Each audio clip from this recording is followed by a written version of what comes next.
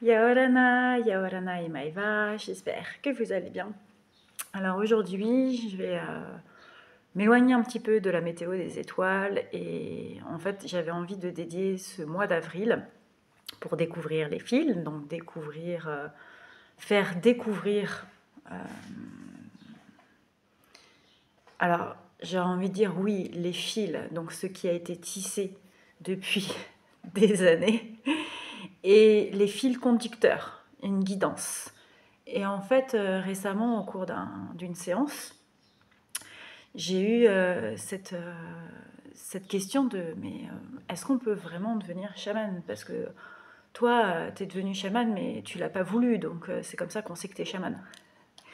Et ça m'a fait rire. Et c'est vrai que j'ai souvent cette posture de dire je suis un peu chaman malgré moi. Ça m'est un peu tombé dessus, où je suis tombée dans une marmite et j'ai été transformée, un peu comme Obélix. Et ça me permet de me rassurer, c'est sûr, de prendre du recul aussi sur tout ce que le chamanisme peut vouloir dire, ou vivre son chamanisme, ou vivre en tant que chaman veut dire. Après, je reste, pour ceux qui ne me connaissent pas, une rationnelle. J'ai un doctorat en information et communication que j'ai réalisé au CELSA, grande école, qui a été un vrai Graal à obtenir pour moi.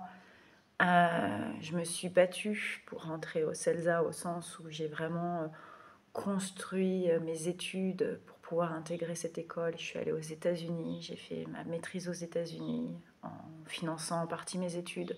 Donc ça a été un vrai, bien sûr, investissement. Et après avoir eu le CELSA, j'ai obtenu une bourse d'excellence à Cornell University, qui fait partie de la Ivy League. Donc une très grande université où j'ai été accueillie comme une princesse, où j'ai été rémunérée, un truc de dingue. Et ensuite, j'ai commencé un doctorat et j'ai eu un stage à l'UNESCO. J'ai été accueillie à l'UNESCO en 2008 parce qu'en fait, ma thèse portait sur l'eau et la femme et c'était l'année de l'eau et la femme. Et à partir de là, j'ai été recrutée pour une plateforme européenne mais qui dépendait de la Commission européenne. Donc on va dire que j'ai vraiment eu un parcours carrière et un parcours rationnel, c'est-à-dire un parcours, j'aurais envie de dire normal, un parcours qui est approuvé par la société et un parcours de connaissances. J'ai quand même passé 15 ans de ma vie à chercher, à écrire des articles. Et quand je suis arrivée à Tahiti en 2014, je vivais énormément d'effondrement. J'ai décidé et j'ai pris vraiment le courage, et ça c'est important pour toutes les personnes qui font une démarche de connaissance d'elles, qui reprennent la base, qui repartent à zéro, qui ont le courage de se poser des questions, qui ont le courage d'aller déterrer les secrets de famille, d'aller comprendre les croyances limitantes, vraiment juste de se remettre en question. C'est très courageux, c'est vraiment très très courageux. Et j'ai eu ce courage, un peu forcé, faut le dire. Là encore, c'est comme quand je suis devenue médium, c'était un peu forcé. C'est-à-dire que je voyais bien que plus rien ne fonctionnait, que tout était effondrement, que tout était trahison. Et j'étais un peu obligée de me dire, ok, de toute façon, tu vois bien que il y a plein de choses qui ne marchent pas, surtout dans ta vie perso. Donc c'est toi le problème. Enfin, il y a un moment, faut comprendre pourquoi tu crées ces problèmes, pourquoi tu es dans la destruction, l'autodestruction. Et je suis devenue médium au bout d'1 an et demi de travail. Et quand je suis devenue médium chaman, voilà, c'est pour ça que j'aime pas le mot, j'ai compris toute la vertu de ce que c'est le développement personnel, mais au sens voyage, au sens cheminement, au sens je vais chercher des outils, je vais comprendre des outils, je vais réapprendre des outils, je vais redécouvrir des outils que je connais, qui sont déjà en moi, je vais les réapprendre, je vais créer mes propres outils. Maintenant, par rapport au chamanisme, est-ce qu'on peut devenir chaman? On pourra vous dire, comme Simone de Beauvoir, on ne naît pas femme, on le devient. Pour moi, on est chaman et on le devient. C'est-à-dire qu'on est tous sensibles, on a tous, d'ailleurs c'est très présent en ce moment dans les... Ça m'agace un peu d'ailleurs dans la mode en ce moment de faire croire à tout le monde qu'ils sont hypersensibles, qu'ils ont tel trouble, tel truc neuroatypique. Alors c'est une manière de réhabiliter des compétences et des sensations. Après, moi qui ai vécu sans être reconnue, entre guillemets, par exemple en tant que HPI ou je ne sais quoi, neuroatypique ou ayant une mémoire atypique, parce que clairement c'est le cas, j'ai appris à me battre et j'ai appris à persévérer et à obtenir ce que je voulais. Et je trouve que de nous mettre dans des cases, ça nous rend passifs. Donc c'est ça qui m'agace. Clairement, quand on nous dit on est tous chamans, je suis complètement en accord avec ça. On est tous chamans, on est tous sensibles, on est tous hypersensibles, on est tous neuroatypiques. On a tous des capacités en fait pour moi. Maintenant la question c'est est-ce qu'on le devient et est-ce qu'on est amené à le vivre.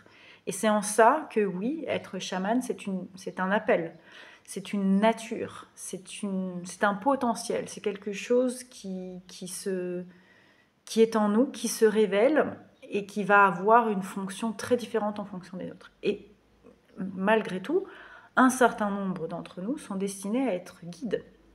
Pour ça, il y a un sacré morceau de cheminement.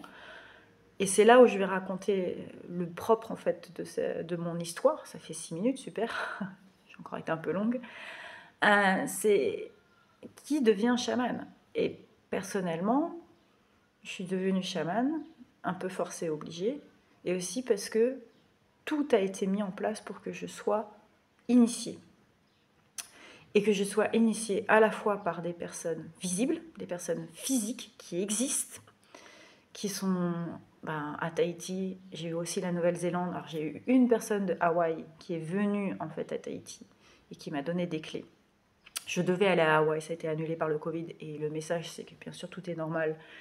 Et c'était une manière de me faire comprendre qu'en fait, Hawaï, j'avais déjà reçu ce que j'avais besoin de recevoir de cette île. J'ai été énormément en marquise aux Australes. Enfin, j'ai eu un parcours, une autoroute pour être formée, à l'île de Pâques aussi. Le Pérou, pour moi, fait partie des éléments d'initiation. Le Chili, très fort. L'Argentine aussi. Et de l'autre côté, un petit peu l'Australie, très rapidement, parce que j'y suis passée vraiment en éclair. Les Tonga, les Fidji, Bali. Bref, l'océan Pacifique m'a formée avec des personnes réelles et avec des personnes invisibles. Et c'est important de comprendre que nombre d'entre nous, on reçoit des messages invisibles qu'on retransmet dans le visible pour donner en fait cet héritage. Et je suis assez persuadée, d'ailleurs, qu'un certain nombre des enseignements que l'on voit aujourd'hui, qui viennent soit d'Hawaï, des héritages amérindiens, on nous dit c'est tel sage, telle personne. Pour moi, il y a une reconstruction du mythe, une reconstruction d'un maître qui n'a pas forcément existé, mais ça nous rassure d'avoir un maître qui existe. Parce que ça rassure de dire ah, j'ai suivi tel enseignement de telle personne qui existe. Ça se voit beaucoup aussi, par exemple, dans la tradition indienne. Et moi, beaucoup de personnes me demandent de devenir leur guide ou de devenir leur formateur. Et c'est, pour moi, je le fais parce que j'ai reçu bien sûr des guides réels. Je trouve que le guide invisible est plus important, puisque justement, en tant que chaman, on est là pour accepter que les messages qui viennent de l'invisible sont là pour guider.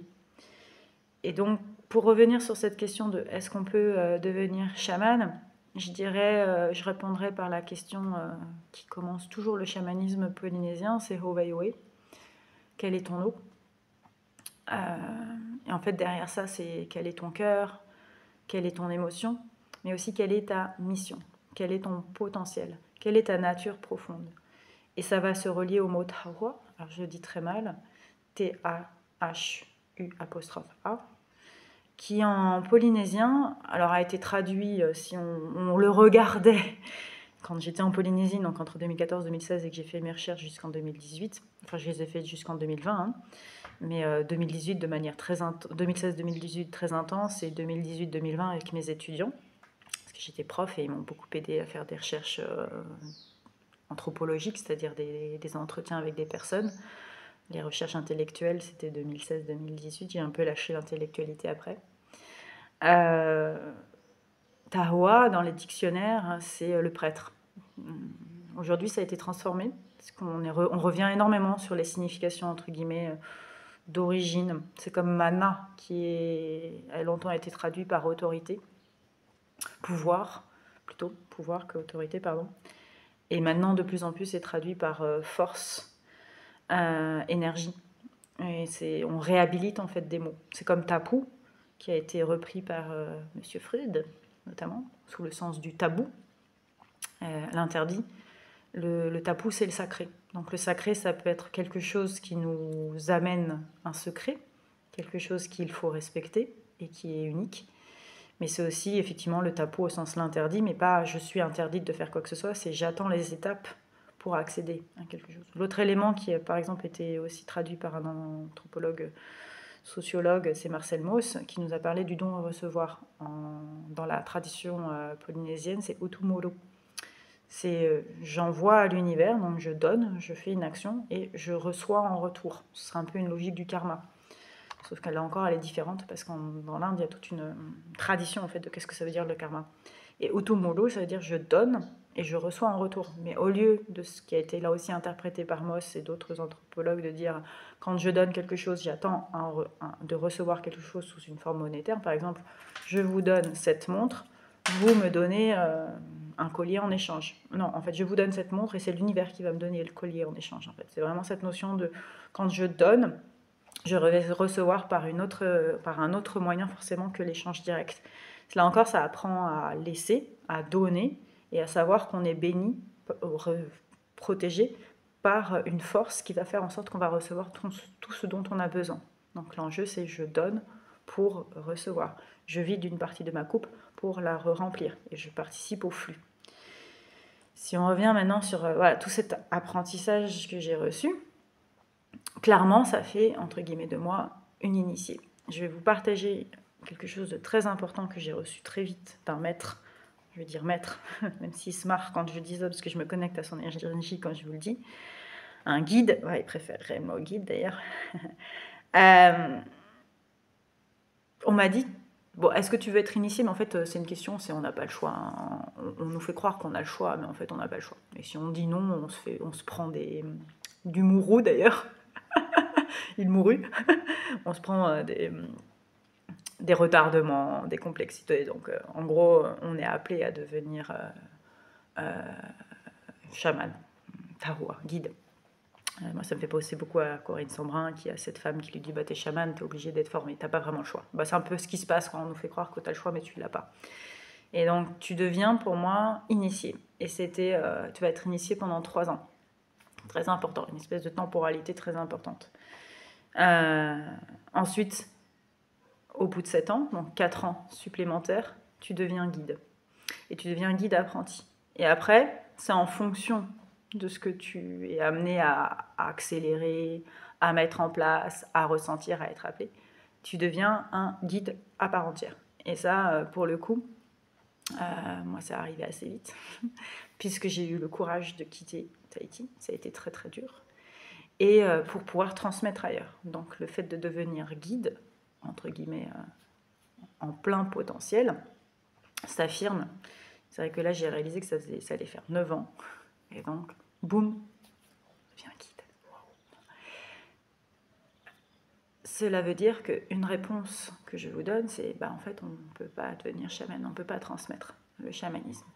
Donner des formations en chamanisme en disant vous allez devenir chaman, c'est une illusion. Vous allez, par contre, ce à quoi on peut former, c'est vous allez connaître un voyage, connaître un cheminement, et en fonction de ce voyage, vous pouvez développer, ça c'est sûr, un potentiel. Le tahoua, je reviens sur la définition de qu'est-ce que c'est un tahoua. Tahoua, si ce n'est pas le prêtre dans la tradition importée, c'est en fait l'expert, celui qui connaît quelque chose. Et en Polynésie, le tahoua expert, il y en a plusieurs. C'est vraiment très important de comprendre ça. C'est-à-dire que le chamanisme, c'est faire comprendre le mana, le man, l'esprit en sanskrit, dans la racine tongouz, parce que c'est une des racines du mot chaman, qui donc viendrait plutôt de Russie, Mongolie, donc c'est pour ça que c'est souvent associé à cette région. C'est l'idée de la guidance, de la transmission, de l'esprit qui véhicule quelque chose d'invisible. Mana, manu, man en sanskrit, c'est l'esprit, cette énergie.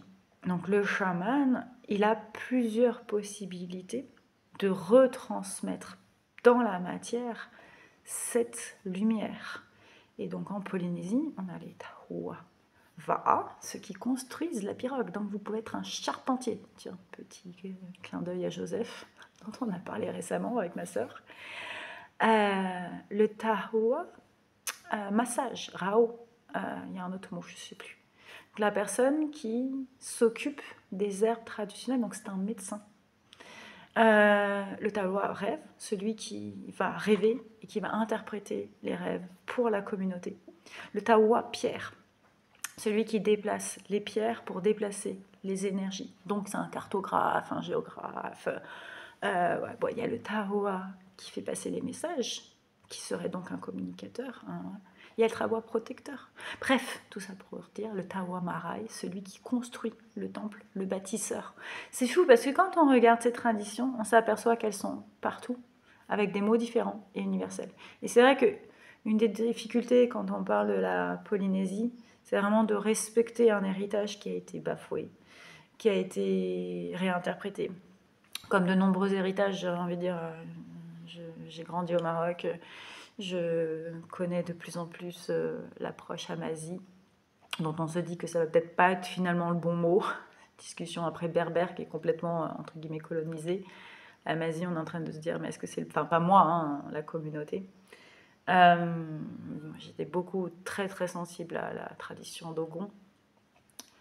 Et puis toutes les initiations que j'ai pu recevoir entre l'Indonésie, la Malaisie, la Chine, l'Inde, qui viennent de ces traditions, la tradition arabe, pré-islamique, islamique, enfin bref, tout un mélange universel, égyptienne, oui, parlons-en,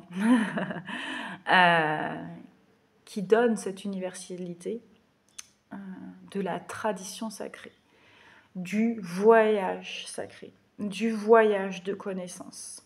Et si je vous en parle aujourd'hui et que j'ai envie de dédier mon mois d'avril à la Polynésie, c'est que déjà, de manière très pragmatique, je termine un oracle en ce moment avec mon éditeur et je sens qu'il est temps à nouveau de remettre en visibilité pour préparer la sortie de cet oracle qui est prévu en octobre. On croise les doigts parce qu'on est en train de finir, donc on espère que c'est bon.